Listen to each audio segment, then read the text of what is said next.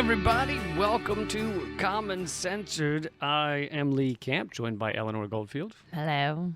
And this is the show where we talk censored stories and people, sensible solutions, and common ground movements to fight and build. And sometimes a few other things. A few other things. These are a few of my favorite Of things. my other things.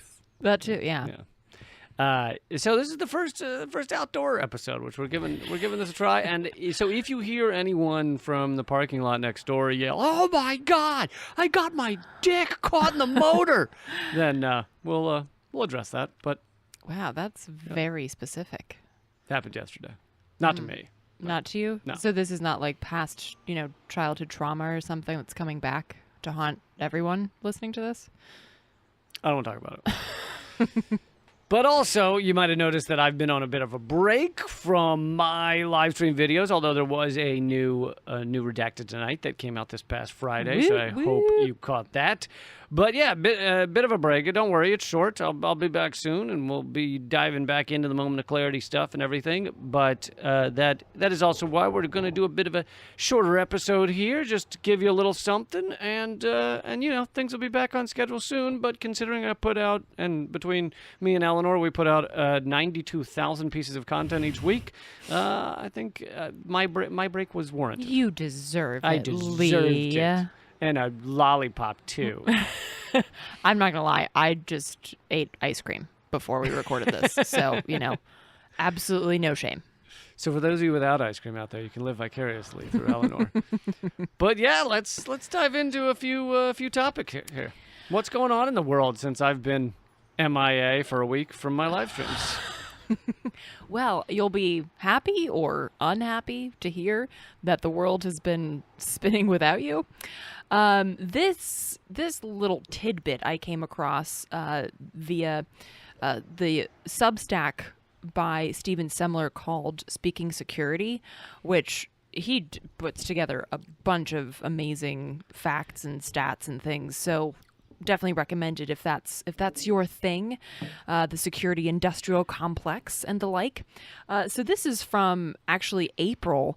The title is "The Flow of Military Equipment to Police Through the First Quarter of 2021." And this refers specifically to the 1033 program. So you'll probably remember that we've talked about the 1033 program on the show before, and in Lee's work and my work. The 1033 program is basically the program that funnels military equipment from the military to police. So if you're wondering why cops are looking more and more like fucking Rambo, it's because of the 1033 program.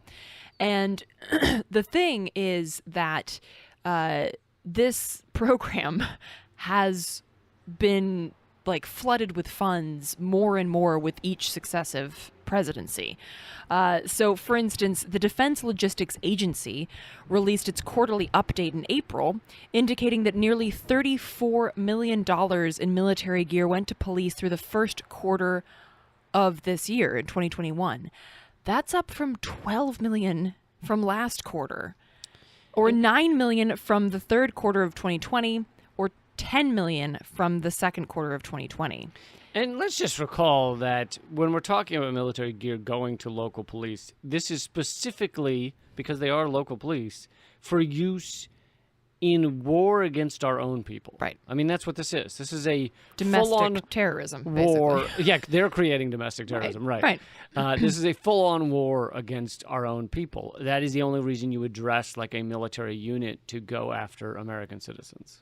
Yeah, absolutely. And so and Biden's response has not been a response. Let me guess. It was, I have on brown shoes.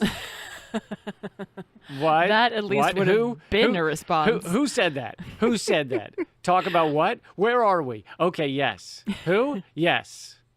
Okay, it's like an Abbott and Costello routine. Grandpa, it's time for bed again. Let's just go back. So, excuse me. Stephen points out that there's roughly $1.4 billion worth of gear out there since 2013, when this program was really put into effect. And Biden's response has been basically just to side with police unions and continue the flow of this military gear. And so he makes another good point, because people might say, well, it'd be really hard to undo this, which is fucking, no, it's not. Stephen points out, quote, 1033 transfers aren't like arms export sales. The military gear that flows through 1033 is on a conditional loan. The material can be taken back. Biden can order it to be done himself without Congress. He has not. That reflects a policy decision, end quote. And we won't belabor this point because I know we've talked a lot about it in the past, but Obama, you might recall, Obama made a big show of ending the 1033 program after, I don't remember which one of the killings of unarmed black people that happened. But it didn't actually change. We made fun of the fact that, like, one of the main things that was stopped was bayonets, which was a real problem, right. The bayonet issue. But on top of that, I just wanted to mention that Biden, through his entire career, has been like Mr. Police. Like, not just the, of course, atrocious, phenomenally racist 94 crime bill that made the United States the #1 prison state in the world. But not just that, but all kinds of pro-policing measures that Biden championed, led, wrote during his many years in the Senate. He, staff has come forward and said that during that time, he basically said, any police bill you can come up with or find that's coming through the Senate, I want to be at the front of it. So anytime you think like, wow, the police have way too much power, they're immune to prosecution, they go run around killing American citizens, anytime you think that, Biden was at the front of that. Right. You can thank him for the situation we're in now that he is continuing to perpetuate, which is in line with his past political career, which is why it's so fucking infuriating that people are still saying, oh, well, let's give him time, see what he does. What the fuck? Like, just a few more years. Right, because clearly the first 3 decades or 4 decades of his political career were just warming up to, I don't know, be a fucking socialist. Stop. Please stop. Listen, AOC told us he's exceeded expectations. Yeah, well, I mean, he's only fallen up 1 flight of stairs, so that's good. But so the basic thing is this. It would and something that Trump did during his presidency was he was constantly signing executive orders. Dude, couldn't put the fucking pen down for more than 10 minutes. The only, I think, I don't know if he did anything through Congress other than that one atrocious tax bill. Right. So the giant tax break for corporations and the wealthiest Americans, he did that through Congress. Other than that, I don't know fucking anything went through Congress. It was all just, and we're told by the mainstream media that Trump was the most damaging president that's ever existed. And he did it all without Congress. Right. So clearly, the power is there. So all Biden would need to do is issue an executive order that, 1, prevents future transfers through the 1033 program, and 2, recalls the military equipment from police custody, which, again, as I already noted, you can do because it's on a, quote, conditional loan, which means that it's not like you gave it for a Christmas present and you'd be taking it back. It's on loan like a fucking library book that kills thousands of people. So that's a rough book right there. So it would be so fucking easy. Is it written by Alan Dershowitz or what? He could literally just order the DOD to take it back. Now, of course, I don't want the Pentagon to have more weapons either, but the idea here is to get it away from police and then also, of course, address the imperialist machine at the same time. We can, walk and chew gum at the same time. Well, right, and most of it they're giving out to police departments because the military doesn't use it. They're either beyond it, meaning it's a type of body armor they don't use anymore, or it's a type of warfare they don't much use anymore. So they use far fewer MRAPs, because there's not ground battles going on for our military anymore. Right, and because the Pentagon budget is so bloated, they just make weapons right. without actually needing them. Yeah. How many fucking tanks are in the Nevada desert? Thousands. Fucking Thousands. It's so they're just pumping out weaponry, and the 1033 program is a great release valve. So actually, you could definitely argue the point that if you clamped down, if you shut down the release valve of the 1033 program, you could more easily shut down the production of weapons in general, because there wouldn't be a release valve to funnel those weapons. A pile of bayonets will just be out front of the Pentagon. Got to do something with it. I'm suggesting a yard sale. Maybe have some cupcakes as well. I'm just brainstorming here. Yeah, fair. It's a fair point. Get it. Buy a bayonet, get a cupcake, or buy a cupcake, get a bayonet. One or the other. If you bayonet a cupcake, I'll workshop it and I'll get back to you. I don't know where that was going. So, shall I hit the next story here? It's very, very related. The bird wants to be a part of the broadcast here. I mean, who doesn't? Every member of nature wants to be a part of this broadcast. Go ahead. So, very related on Biden policing, endless policing, never backing off policing, promoting the fucking oppression and abuse of everybody in America. But this happens to do with immigrants in America.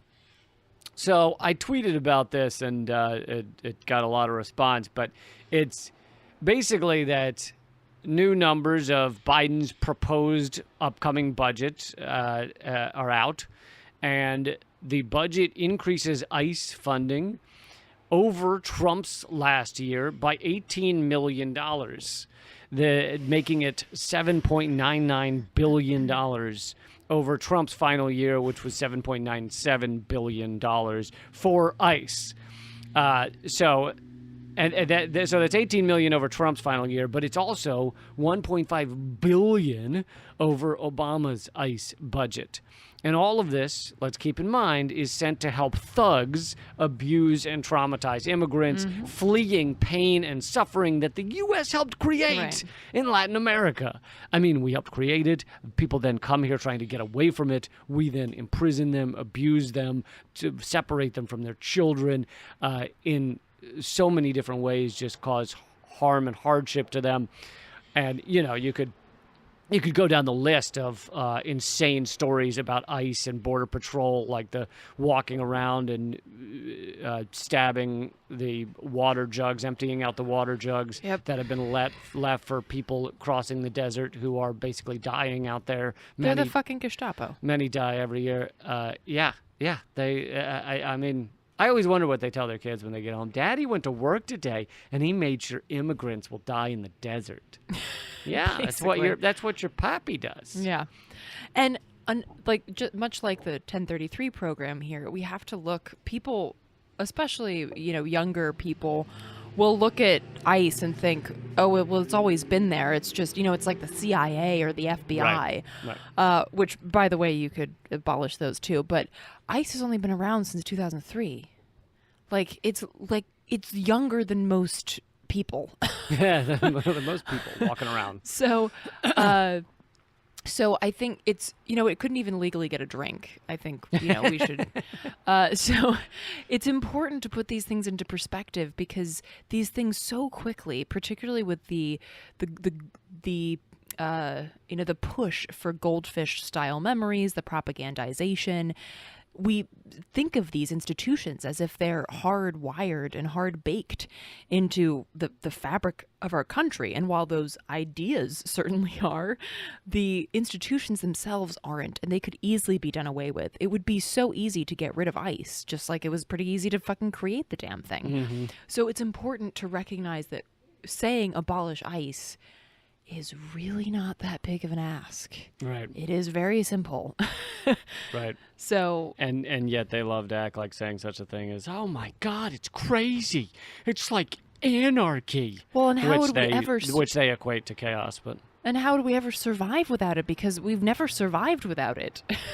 Right? Yeah. Yeah. No, do you remember before ICE? It was just people running naked down the streets. It's like, no, it was, everything was going fine. You just didn't have as much abuse of immigrants at the border. Right. And I mean, to be clear, the U.S. has always been anti-immigrant. And I think that's another important thing to recognize about U.S. history. I always see these signs at protests and shit that say, being pro-immigration is American. I'm like, no, it's not. Whether it be the Italians, the Irish, the Jews, like pick your. No one has ever been welcome here, like in the first like wave of immigration. Unless the only time you could say they were welcome was when the United States was offering programs to push immigrants out into Native American land, so that it was basically like, you go fight the Native Americans because we don't want to. So we'll give you, it's the whole Oklahoma Sooner thing. Right. We'll give you a plot of land if you run out into what they consider the wilderness and stake your claim.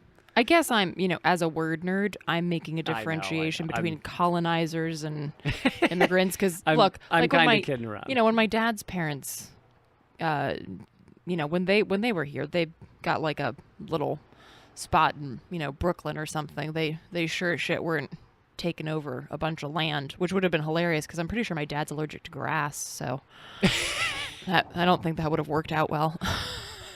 Grass and sunshine. So if anyone's curious, just to go through some of the numbers on this chart that is from the Department of Homeland Security budget requests, Obama had a $6.44 billion ICE. Then Trump increased it just about every year to $7.08 billion, then $7.59 billion. Then Trump's peak year was $8.08, then slightly backed off, I don't know why that happened, but to $7.97 billion. And now Biden is Didn't he take money out for the wall? Probably something like that. And then Biden is at $7.99 billion. So they want to leave the $0.01 billion short so they can say, it's not $8 billion. I mean, $8 billion. But it's just, it's fucking atrocious. And imagine where that money could go. I was just thinking that. Imagine how many fucking kids that could give school lunches to, or clean up water systems, or, plant trees, help people, create housing for the homeless, affordable housing. Like, it's just so many fucking things that money could go to, like actually looking after people as opposed to oppressing, terrorizing, and murdering them. I don't know. That's just a thought. Slow down. Just a thought. Back up and draw. I'm brainstorming. Can you draw this out? Because I don't. I know it's confusing. Can I get a picture? Well, I'm not great at drawing. Maybe one of our listeners could draw you a picture. All right, we can start with a hand turkey, and we'll go from there. See, I could never even do those. A hand turkey? Yeah, well, because you just trace your hand. No, I know, but I've put eyes on it. Yeah, but it never looked right. My hand looks nothing like a turkey. Okay, I don't know. Maybe my fingers are too long. It looks like a creepy ass turkey. That's all I'm saying. Okay. Anyway. So yeah, abolish ICE, get rid of the 1033 program, and these are, of course, And Biden's not progressive. And Biden's, that is a thread that I feel runs through most of our work, really. Right. And of course, we talk about abolishing police and prisons and things like that as well, but we're talking about these two things, not just because they're topical, but also because it is easy to get rid of them, whereas deeper structures that literally have a foothold in the creation of this nation, such as the military, such as the police, they're more difficult. And they're also, they require more conversations about what are we doing instead of, how are we addressing public safety without police and without prisons? What kind of community programs are we instituting to ensure people's safety? Because the antithesis of that is police. And so, but unlike that, like, you don't really have to prepare to get rid of ICE or the 1033 program. If they were fucking gone tomorrow, the only thing that would happen is that a bunch of people would be happier. Right. Really the only difference. And a bunch of fascists would be unhappy. And Sean Hannity would have a heart attack, which is a plus. That's what I'm saying. Like, only positives here. There's only positives. So some quick notes before we get to the next news story is that we've mentioned No Solo, Eleanor's new EP, which has been getting awesome reviews. Yeah. And you guys can grab it at artkillingapathy.com. You heard the song at the beginning. That's Pyre from the EP. And music video coming out soon. Music video soon. And yeah, you can go grab it at artkillingapathy.com. By the way, if you're a member at our member site, liberapay.com, /Lee Camp, and you are owed a free copy of the album, of the EP, then we need you to email us because we don't collect data on y'all when you sign up to become a member. So if you are owed one for being a member at liberapay.com/Lee Camp, then please email commonsensor to protonmail.com and we'll send you your free digital copy. Also, just to spell that out real quick, it's liberapay, liberapay.com/Lee Camp. Like liberate pay, but without the TE. Right. They're French. They're weird. Well, then it would be like liberté, but it's not, so I don't really know. But either way. And also just a heads up, if you've emailed commoncensored at protonmail.com and you haven't gotten a response, it's because I'm in and out of service, like not like servicing your emails, but like actual, I mean that too, but like in general Wi-Fi service. So just I'll be back in DC out of the trees in mid-June. So just hold tight. I'll get to it. You will get your PDF. Don't worry. Yes, indeed. And yeah, so I mentioned the emails commonsensor at protonmail.com. My book is at leecampbook.com. And Eleanor's movie is at hardroadofhope.com. Despite the fact that I have been on a break, there has been a new episode of Redacted Tonight every week. So if you missed last Friday, go to leecamp.com and check out the new episode. And unlike before, you can now watch the new episodes directly from my website. If you click on the link. I'm sorry, that just makes me excited. I know. People don't like to click two things. So, yeah, you can now watch it directly at my website. Just go to leecamp.com and check out the new episode. All right, let's move on to one more topic before we wrap up this shorter than normal episode. But action-packed. Action-packed. Action-packed. Absolutely. And Eleanor's kicking me under the table, so you have no idea the level of action involved. And we got birds, we got trees. We got that guy that got his dick in the carburetor. I'm beginning to think there's something between you two, which is fine. I feel bad for him. I hope he makes a speedy recovery. So this story is about the collective or the group called Protect Thacker Pass. So in Humboldt County, Nevada, not to be confused with Humboldt County, California, part of the McDermott caldera, approximately 60 miles northwest of Winnemucca, which I didn't even know that was. When I read that, I was like, oh my God, that's that Johnny Cash song. I've been and he says Winnemucca in there. That's one of like the 5 billion places that he mentions. I've been everywhere, man. I've been everywhere. So there's a bit of trivia for you. Anyway, I thought he was making that up. Winnemucca. Well, that's the thing. He could make up like most of those places, and the average human wouldn't know because the average human hasn't been to all of those fucking places. True. Anyway, so first of all, there's a proposition, and on their website they list like this incredible area is so biodiverse, so expansive, and we oftentimes think of deserts as, like completely void of life, but that's bullshit. Thacker Pass is home to dozens of animals and plant life, several of whom are endangered. And the goal here is a lithium mine. So lithium, as you know, is what they use to produce and manufacture batteries. So basically in order to produce, let's say, 1 ton of lithium, you have to strip mine. And what strip mining means is you basically like just fucking destroy the, like, you just cut away the earth. Right. That's a very good way of putting it. Thank you. And processing between 110 and 500 tons of that earth that you've stripped away. The end product is lithium carbonate or lithium hydroxide. Hi. Oh, that's nice. We got that going. You know what?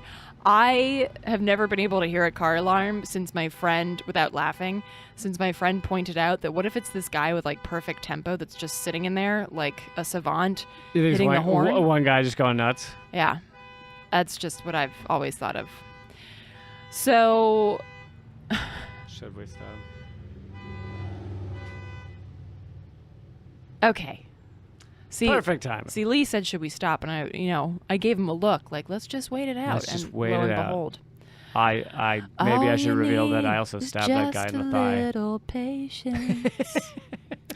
Okay, I'm all about the song Connect. Our first episode outside is a win. I'll just say that. Actually, I paid them to turn their car alarm on. Okay. So, and this, it gets worse. So, hold on.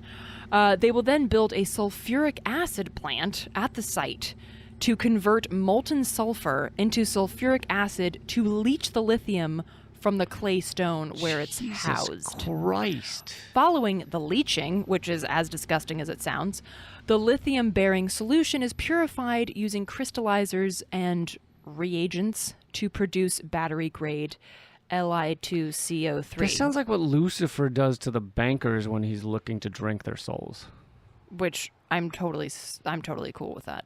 Oh, I didn't say it was a problem. I'm just saying. Also, it's interesting that you said Lucifer. I feel like most people just say the devil or Satan. You went like on a first name basis. Yeah, I work close. We know each other. Hundreds of tons of sulfur, which is waste from oil refineries, will be trucked in and burned every day at the mine site. Roughly 75 semi-truck loads of sulfur a day.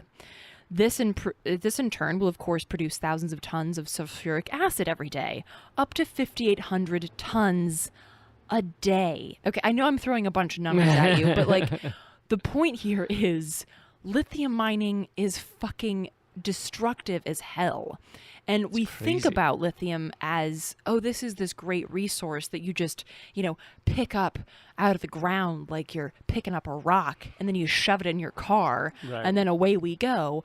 But no, just like any other like material, whether that be coal, which has to be washed with this incredibly heavy chemical solution, and then that runoff ends up contaminating groundwater. Mm-hmm. This is a multi-step process to get to that actual piece that can be used by, Tesla or, whatever company or institution we're talking about.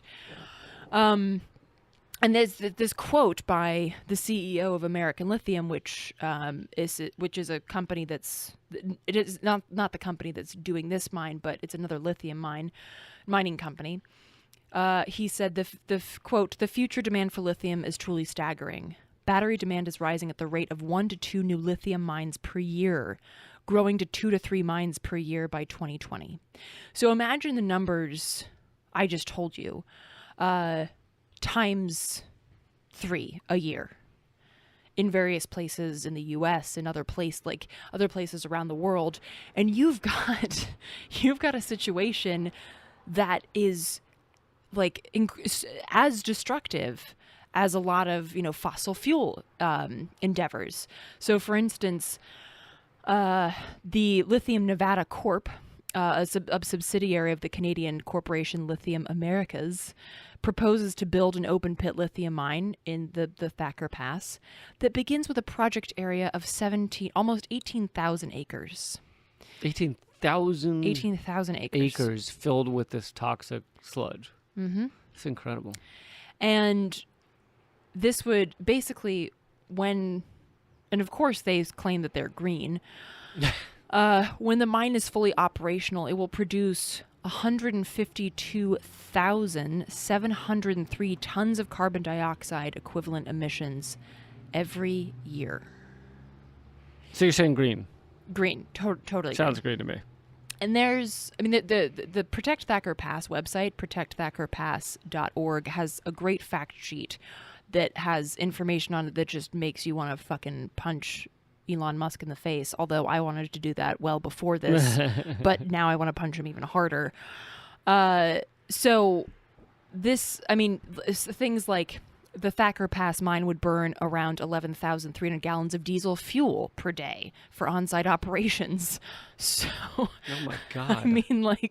What the fuck? These green endeavors alternatives, right? Yeah. And so I think, and the other thing is, if you've ever been to Nevada, pretty dry, right? Little crusty. Yeah. This mine would require 1.7 billion gallons of water annually from the aquifer in the Quinn River Valley, which is already over-allocated by more than 30,000 acre-feet per year. And I'm not, this might not be in the article, but let me guess, the state gave them giant tax subsidies to even come there. I'm sure. So it was like, come destroy our environment and suck up all of our water and, just fucking destroy our air and release more carbon than most, things going on in the entire state. And we'll give you money to do it. Right. And again, this evens out to roughly 3,000 gallons per minute in one of the driest regions in the entire country. Oh, water. Okay. Yeah. Right. And the folks at Protect Thacker Pass point out that this comes at a time when the U.S. Bureau of Reclamation is ready to make the federal government's first ever official water shortage declaration, which will prompt water consumption cuts in Nevada. So, again, this reminds me of when I lived in California and the drought started. And they were like, you just need to shower less. Yeah, just shower a little less. Or share a shower with a stranger. And meanwhile, there was plenty of water for fracking operations that were using billions of gallons of fresh water. No one ever said, stop fracking. Nope. They were like, you just need to stop showering. As if when I shower, I use 1 billion gallons of water. So, and I think, I think it's really important because the conversation about things like fracking is getting to the point where, okay, we recognize that it's, well, I say we, most people. A lot of people. Most people who aren't politicians recognize that this is no fucking bridge fuel. It's incredibly destructive to humans, to ecosystems, all of it. And yet we talk about things like lithium, like that's the future, right? All we need to do is just get some lithium and we'll be set. But we have to look at what lithium mining means. I believe earlier this year, or maybe even last year, I don't know, fucking time is weird right now, we covered a story about deep sea lithium mining, where there was a proposal to literally mine the bottom of the fucking ocean. The one place we've left alone. Right. Where there are species we don't even fucking know about. Yeah. There are ecosystems we can't understand, and we can't understand what destroying them would mean for the ocean, which is already at a fucking tipping point. And yet we're like, forge ahead, we need lithium. At least we probably have it down to, I'm sure, an art to get that lithium out of the bottom of the ocean and do it just really effectively and sustainably and Absolutely. I'm sure. Far better than the Deepwater Horizon or anything. You'd only kill roughly 50% of the species. We don't, and you don't even know that those species exist anyway. So you wouldn't miss them. You're not losing anything. Right. Exactly. Right. Exactly. That's what I'm saying. So yeah, it's we really need to consider the effects of so-called greenwashed and sustainable endeavors that are not at all sustainable. I should say so-called sustainable that are just greenwashed, and consider how we could actually have a livable future. And like I've said before, one of the primary things that we have to talk about is consuming less. We just have to fucking consume less. That includes batteries, but that includes everything. Right. That's why it drives me nuts when they're like, well, the answer, Biden says the answer to climate change is to switch everybody to electric cars, but everybody should still have 2 cars. It's like, no, it has to be both. You have to switch to electric cars, and also we shouldn't all have cars. Right. Even with electric cars, if everybody lived like Americans around the world, we would need, 5 or 10 Earths to sustain anything close to what would be required. So it's just bullshit to be like, listen, everybody just keep going goddamn nuts, balls to the wall, and we're going to put up some windmills. It'll be fine. Right. Right. So, yeah, basically, if you want to learn more about that project, again, they've got such a great website set up with fact sheets and, solidarity statement with the people of Red Mountain. So check out protectthackerpass.org. I'll put that in the show notes as well. Well, that is it, guys. Thank you for joining us on this special episode of Common Censored. I will be back to a regular schedule this coming week and putting out a bunch of live streams and shit. So, yeah, keep an eye out for Moment of Clarity. There'll be a new Redacted tonight, all that good stuff. If you haven't seen the newer episodes of Redacted tonight, go to leecamp.com, give them a look. Check out Eleanor's new EP at artkillingapathy.com. And what else? What am I missing? I think that's it. So we won't be doing a Common Censored episode next week, but look out for the episode the following week. Yes, we'll be back soon. So don't get nervous if you don't see quite the exact, every Wednesday timing, but we will be back soon. And for all of you who joined at liberapay.com/LeeCamp, you're the ones that make this show possible. Honestly, we couldn't do it without you.